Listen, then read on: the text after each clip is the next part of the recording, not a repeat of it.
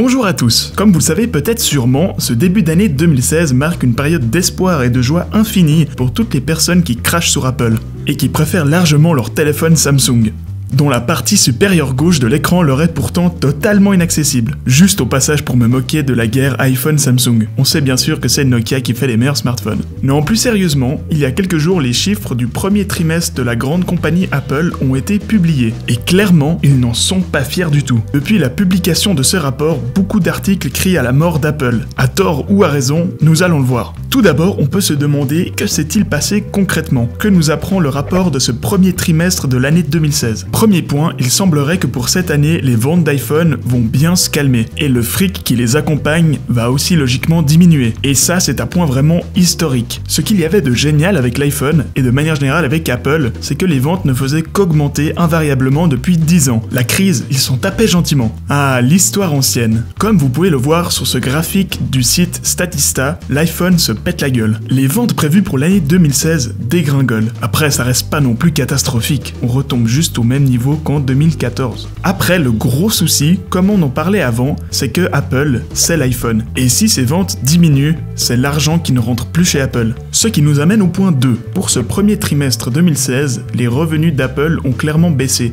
Dites-vous qu'entre avril 2003 et mars 2015, le chiffre d'affaires de la compagnie Apple est passé de 1,5 milliard de dollars à quelques 57 milliards de dollars en mars 2015. Rendez-vous compte, il n'a cessé d'augmenter sur 51 trimestres consécutifs. Et pour la première fois, il chute. Et oui, le gros problème, c'est qu'à la fin de ce premier trimestre de l'année 2016, le chiffre d'affaires s'élève à 50,6 milliards de dollars. Soit quand même 13% de chute par rapport à la même période l'année dernière. Et ça, comme on le disait avant, c'est du jamais vu chez Apple. On comprend donc les personnes qui pensent que la pomme va mal. Mais selon les dires du CEO Tim Cook, oui moi aussi je le connaissais absolument pas avant de m'intéresser au sujet, donc selon lui il ne s'agirait que d'une pause dans leur croissance. Et il faut dire qu'il a raison, les anti-Apple et les journalistes exagèrent clairement le truc. La compagnie Apple reste une compagnie gigantesque avec des revenus gigantesques. S'il y a bien une entreprise capable d'inverser la vapeur et de sortir d'une mauvaise passe, c'est bien Apple. Il leur suffit de sortir un nouvel iPhone et c'est reparti comme en 14, ou plutôt comme en 2014. Apple est un véritable mastodonte dans son domaine.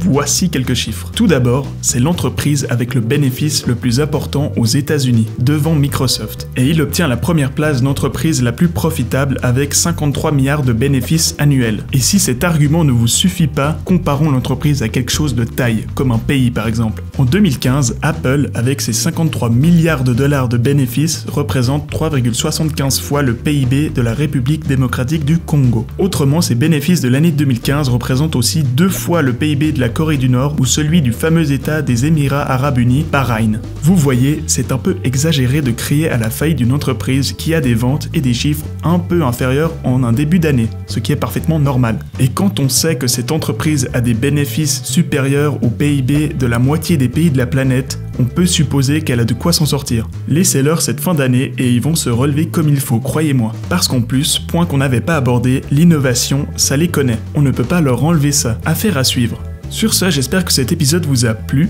Bienvenue et merci à tous les nouveaux arrivants de la chaîne ce mois-ci.